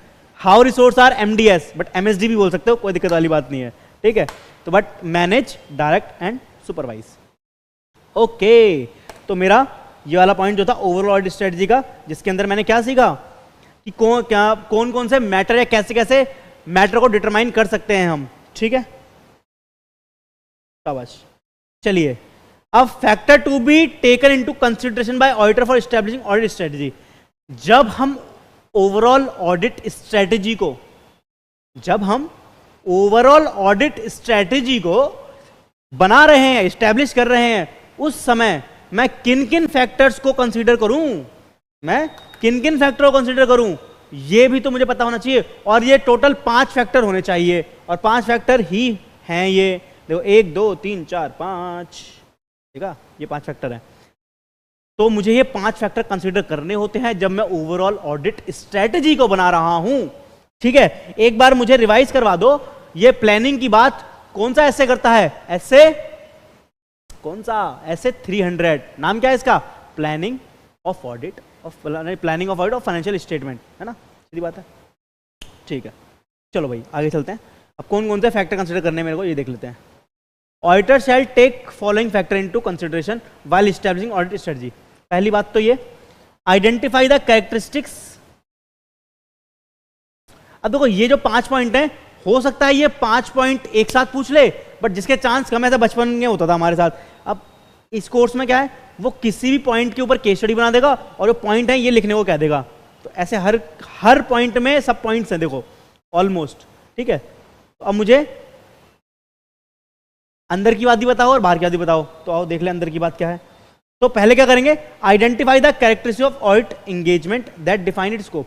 तो हम आइडेंटिफाई करेंगे उन कैरेक्टरिस्टिक्स को जो क्या करते हैं, मेरे स्कोप को डिफाइन करते हैं।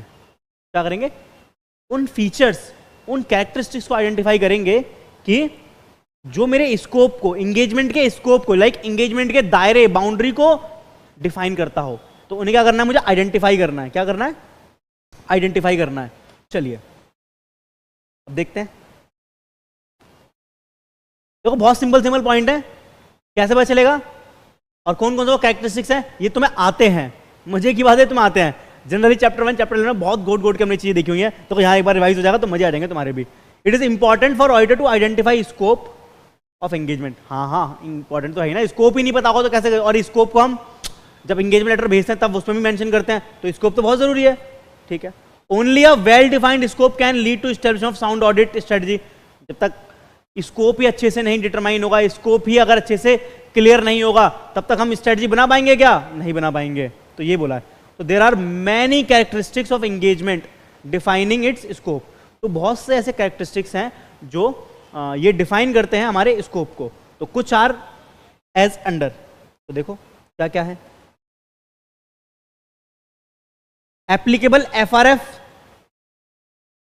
की एंटिटी पर कौन कौन से एफआरएफ अप्लाई होते हैं वो देखना पड़ेगा, या कौन सा एफआरएफ एप्लीकेबल है। आप किस इंडस्ट्री से बिलोंग करते हैं तो डिपेंड करेगा कि एप्लीकेबल एफआरएफ है कौन सा वाला आपके ऊपर एप्लीकेबल। ये पहचान लो और इजीली, कितना आसान है। ये प्री कंडीशन में भी पढ़ के आए थे हम लोग, वापस आ गया ये तो। लो applicable FRF. Okay, nature of business segment, कि बिजनेस सेगमेंट का नेचर कैसा है, बिजनेस सेगमेंट का नेचर कैसा है। लाइक अगर आप देखो कि आप बैंकिंग इंडस्ट्री में हो, या आप इंश्योरेंस इंडस्ट्री ऑडिट करने जा रहे हैं, क्या आप मैन्युफैक्चरिंग इंडस्ट्री में है, या आप ट्रेडिंग में है, लाइक नेचर क्या है आप जिस कंपनी ऑडिट करने जा रहे हैं वो पहचानो पहले तो उससे काफी चीजें क्लियर होंगी, मेरी बिल्कुल क्लियर होंगी। बस to be audit including the need for specialised knowledge. ठीक है, फिर इंडस्ट्री स्पेसिफिक रिपोर्टिंग रिक्वायरमेंट, जैसा कि अभी सेकंड वाले पॉइंट की कंटिन्यूएंस कह सकते हैं इस वाली बात को। लाइक अगर मुझे पता है कि मैं बैंकिंग कंपनी को ऑडिट करने जा रहा हूं, बैंकिंग इंडस्ट्री से, वो बैंकिंग कंपनी या बैंक से बिलोंग करती है वो एंटिटीज का मैं ऑडिट करने जा रहा हूं, तो क्या करना पड़ेगा, मुझे देखना पड़ेगा क्या वहां पर कुछ स्पेसिफिक रिपोर्टिंग रिक्वायरमेंट तो नहीं है। जैसे कि एग्जांपल के लिए आगे आगे पढ़ोगे, बट थोड़ा बता देता हूं। बैंकिंग कंपनी में क्या होता है या बैंक्स में क्या होता है, एक अलग रिपोर्टिंग और देनी होती है LFAR करके, लॉन्ग फॉर्म ऑडिट रिपोर्ट होती है, जो कि बैंकिंग सेक्टर को देनी होती है रिपोर्टिंग अलग से। तो क्या इनके ऊपर एप्लीकेबल है, तो क्या वहां जो रिपोर्टिंग जा रही है वो हो रही है सही से या नहीं हो रही है, वो देखनी होती है।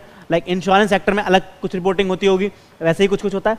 ऐसे ही सेबी की अलग अलग गाइडलाइंस है कंपनी के लिए, है ना। लाइक कारो, जैसे हम पढ़ते हैं कारो की रिपोर्टिंग करते हैं कंपनीज के केस में, तो क्या है कुछ सेपरेट स्पेसिफिक रिपोर्टिंग रिक्वायरमेंट है, ये मुझे पहचानना पड़ेगा। Required by the industry regulator, जो रेगुलेटर ने अप्लाई करी हुई है। जैसे RBI ने बोला हुआ है भाई बैंक्स को LFAR देनी पड़ेगी, लॉन्ग फॉर्म ऑडिट रिपोर्ट। ये क्या एक स्पेसिफिक रिक्वायरमेंट जो बैंक के लिए एप्लीकेबल है, तो वो मुझे देखना पड़ेगा कि एप्लीकेबल है कि नहीं है। Expected use of audit evidence obtain previous audit, और हो सकता है कि मैंने पिछली बार जब ऑडिट करा था तो मुझे कुछ एविडेंस मिले थे जो कि इस बार जब ऑडिट करने जाऊंगा तो भी रेलिवेंट रहेंगे। जैसे एग्जांपल के लिए देखो कि मानो मैं रेंट देता था कहीं पे, 2 लाख का रेंट जाता है और अभी भी 2 लाख का जा रहा है, तो उसमें अब मैं दोबारा से क्या ही एविडेंस कलेक्ट करूं, मेरा पुराना वाला एविडेंस काम कर जाएगा, दोबारा से इतना डिटेल में जाने की जरूरत नहीं है वहां पे। तो देखो क्या हुआ, जब हमने पहला पॉइंट देखा कि identify the characteristic of engagement, जो मेरे इसके ऊपर डिफाइन करता है, तो जब मैं कैरेक्टरिस्टिक आइडेंटिफाई कर रहा हूं तो मैं क्या देख सकता हूं, मैं 4 मैटर देख सकता हूं इसके अंदर, 4 बातें, 4 कैरेक्टरिस्टिक हो गए। एक तो क्या एप्लीकेबल एफआरएफ हो गया, एप्लीकेबल एफआरएफ हो गया। दूसरा नेचर ऑफ बिजनेस सेगमेंट, दूसरा इंडस्ट्री स्पेसिफिक रिपोर्टिंग रिक्वायरमेंट, और last expected use of audit evidence. ठीक है, जो कि मैंने प्रीवियस ऑडिट में ऑब्टेन करा था। ठीक है, उसके अलावा एसर्टेन द रिपोर्टिंग ऑब्जेक्टिव। अच्छा, अब ये थोड़ा इसके आगे भी है चीजें ज्यादा, तो मैं एक काम करता हूं क्योंकि ये बहुत बड़ा टॉपिक है और मैंने कहा था कि यही काफी हद तक चैप्टर भी मेरा 50-60% हो जाता है। ठीक है, अगली क्लास में करेंगे ऐसे, क्योंकि फिर ज़्यादा हो जाएगा, फिर दिक्कत हो जाएगी, क्योंकि जो पढ़ा है वो समझना जरूरी है, समझ आना जरूरी है और रिटेन रहना जरूरी है। ज़्यादा एक साथ अगर दिमाग में फेंक दिया मैंने तुम्हारे, तो फिर वही रहेगा कि समझ कितना आया और कितना रिटेन रहा। ठीक है, तो मैं चाहूँगा कि बाकी के पॉइंट्स हम अगली क्लास में करें और बचे हुए चैप्टर को आगे बढ़ाएंगे नेक्स्ट क्लास में, तो ही सही रहेगा। हाँ वही सही रहेगा मेरे ख्याल से, मैं देख लूँ जरा एक बार। हाँ वही सही रहेगा ना। ठीक है, वही करते हैं फिर नेक्स्ट क्लास में आगे बढ़ाते हैं मेरे ख्याल से। या फिर बी पॉइंट खत्म कर ले, चलो बी पॉइंट खत्म कर लें, फिर सी डी ई अलग क्लास में कर लेंगे और बाकी अलग में कर लेंगे। चलो आओ बी पॉइंट और कर लेते हैं, फिर देख लेंगे। तो ascertain the reporting objective of the engagement to plan the timing of audit and the nature of communication required. यहां पर मिले क्या इंपॉर्टेंट, टाइमिंग, कि मैं जो रिपोर्टिंग कर रहा हूं उसकी टाइमिंग क्या रहने वाली है, कि किस टाइम पे मुझे रिपोर्टिंग करनी है, मुझे वो टाइम पहले से पता है या नहीं पता, तो टाइमिंग इंपॉर्टेंट है। दूसरा नेचर ऑफ कम्युनिकेशन रिक्वायर्ड, कि और कम्युनिकेशन का नेचर कैसे होने वाला है, तो सारी बातें टाइमिंग से रिलेटेड रहेंगी। और जैसे ऊपर बढ़ के आया था ना, वैसे बेसिक बेसिक पॉइंट यहां दे रखे हैं, देखो। तो the ascertaining of reporting objective,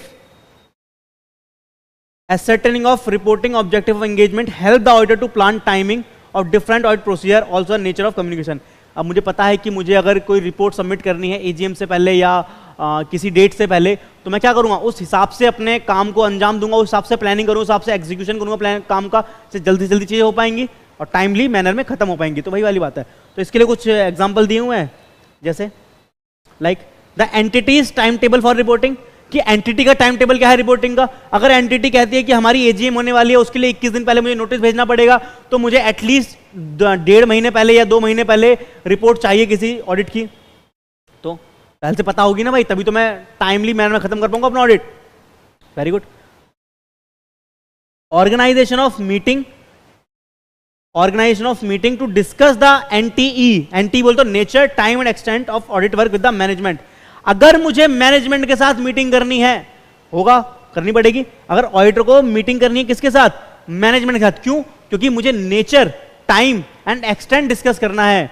क्योंकि भाई ऐसा नहीं कि लास्ट में बात करेंगे, मुझे पहले बात करनी पड़ सकती है, मुझे बीच में बात करनी पड़ सकती है, मुझे पता है कि मुझे आगे बात करनी है, तो मुझे पहले से पता होना कि मुझे उसके लिए कौन सी रिपोर्ट तैयार करनी है, कौन सी रिपोर्ट लेकर के मैं जाऊं उनके पास, तो ऑब्वियसली। दूसरा, डिस्कशन करना है अगर मुझे मैनेजमेंट से regarding expected type and timing of report to be issued including the auditor report. वो मैनेजमेंट को कब तक चाहिए ऑडिटर रिपोर्ट, मैनेजमेंट चाहती है कि भाई हमें 2 महीने पहले चाहिए, या मैनेजमेंट कह रही है कि हमें अगस्त तक ऑडिट रिपोर्ट चाहिए, तो मेरे पास टाइम होगा ना। देखो यहाँ पे सारे पॉइंट टाइम से रिलेटेड होंगे, टाइम वाले ही होंगे कि टाइमली मैनर में, टाइम से पहले की टाइम पता हो, अलग अलग रिपोर्टिंग का अलग अलग टाइम होता है, तो हर टाइम पहले से पता होगा, तो उस हिसाब से क्या कर पाएंगे, रिपोर्ट तैयार कर पाएंगे, अपना ऑडिट कंप्लीट कर पाएंगे। तो वाली बातें हैं इसके अंदर, बस और कुछ नहीं है। ठीक है, देखो थर्ड पॉइंट में क्या बात हो रही है, discussion with the management regarding the expected communication on the status of audit work through out the engagement. Like अब हम कोई काम कर रहे हैं और हमें अगर कोई डाउट आता है, या अगर हमें कोई गलती मिलती है, या अगर कुछ हमें लगता है कि यहाँ पे कुछ गड़बड़ हो सकती है, तो ये थोड़ी कि इकट्ठा ऑडिट खत्म हो जाएगा तब इकट्ठा बोरा लेकर के जाएंगे, अरे मैनेजमेंट ये लो, ये हमारे सारे डाउट है, ये हमारी क्वेरीज इनको रिजॉल्व करना है। नहीं, हम क्या करेंगे, हम उनसे कोशिश करेंगे कि साथ की साथ ही क्या रहे, डिस्कशन होता रहे। अगर हमें कोई चीज डाउट है, हमें कोई चीज क्लियर करनी है, तो हम मैनेजमेंट से साथ से डिस्कशन कर लेंगे, इससे क्या रहेगा, मुझे पता रहेगा। तो वाली बात है यहाँ पर। ठीक है, तो discussion the management regarding the expected communication on the status of audit work, की ऑडिट वर्क कैसे चल रहा है, कि क्या रिपोर्ट आ सकती है, यहाँ पे गलती है तो हम ये रिपोर्ट देने की सोच सकते हैं, तो मैनेजमेंट बताओ इसके ऊपर कुछ, तुम्हारा कोई क्लैरिटी हो तो क्लैरिटी दो इसके ऊपर। तो सारी बातें हम पहले ही करते चलेंगे साथ साथ। फिर लास्ट में expected nature and timing of communication, expected nature and timing of communication among engagement team member including the nature and timing of team meeting and time of the review of the work perform. अब हमें पता हो हमारे meeting में हमारे जो हमारे जो टीम मेंबर हैं उनको पता हो कि भाई कब तक ऑडिट खत्म करना है, तो उनको पता होना चाहिए, उनको बताना जरूरी रहेगा कि एक्सपेक्टेड टाइम या नेचर क्या है ऑडिट खत्म होने का, वो पहली बात। तो दूसरी बात, हम लोग जो मीटिंग करेंगे उसमें हम क्या करेंगे, उनका काम भी तो रिव्यू करना है, तो वो रिव्यू कब करेंगे तो वो भी पता होना जरूरी है। तो उससे पहले हमें पता होना जरूरी कि हम कब तक काम खत्म करने वाले हैं, तो टीम मेंबर को भी पता हो कि अच्छा रिव्यू उस दिन होगा, तो उससे पहले मुझे अपना काम खत्म करके देना है। तो सारी बातें पहले से क्लियर होनी चाहिए, उसी के आधार पे हम टाइमली मैनर पे और टाइम से पहले अपनी रिपोर्ट तैयार करके भेज पाएंगे। तो मेरे ये 2 पॉइंट थे यहाँ पे, ओवरऑल ऑडिट स्ट्रेटजी के फैक्टर जो मैं कंसीडर करूंगा। ठीक है, पहला क्या, identify the characteristics of the engagement that define scope, जिसके अंदर मैंने 4 पॉइंट देखे। फिर मैंने देखा reporting objective to plan the audit या to plan the timing of audit and nature of communication required, depend करता है उसके अकॉर्डिंगली। तो उसमें क्या क्या पॉइंट, उसमें 5 पॉइंट देखे मैंने। अब बाकी के मेरे जो 3 पॉइंट बचे हैं इसके और इसके बाकी जो चैप्टर के अंदर की बातें हैं वो मैं चाहूंगा कि हम अगली क्लास में ही करें, क्योंकि बहुत ज़्यादा हो जाएगा और फिर समझ तो आएगा ही, बट रिटेन रखना मुश्किल हो जाएगा। तो खैर कोई बात नहीं, ठीक है। कोई डाउट हो तो पूछ लेना कमेंट में, रिप्लाई ज़रूर मिलेगा। और मैंने आपको दोनों अपने रास्ते बता दिए हैं कि आप मुझसे कहाँ पे कांटेक्ट कर सकते हैं, इंस्टा या व्हाट्सएप पे, जैसे भी आपको ठीक लगे तो आप बात कर सकते हैं। और ठीक है, तो ये इंस्टा पे रिप्लाई थोड़ा जल्दी मिल जाता है, व्हाट्सएप पे चैट्स नीचे चली जाती है तो पता नहीं चल पाता किसका मैसेज है, तो ये रहता है बस, ठीक है। दोनों जगह रिप्लाई मिल जाता है, लेकिन ऐसी बात नहीं है। तो आप ठीक है, मुझसे बाद में इसको आगे बढ़ाते हैं, और कोई डाउट तो पूछ लेना। तब तक के लिए बहुत बहुत धन्यवाद, और ऐसे ही पढ़ते रहें, जम के पढ़ाई करते रहें। आज जून वालों का रिजल्ट आया है जो, और एक बार फिर से उनको बहुत बहुत बधाई और शुभकामनाएं कि जो क्लियर कर गए हैं, और जिनका क्लियर नहीं हुआ है नेक्स्ट अटैम्प्ट हमारा अटैम्प्ट होगा, और अगली बार हम भी जश्न मनाएंगे, ठीक है। चलिए।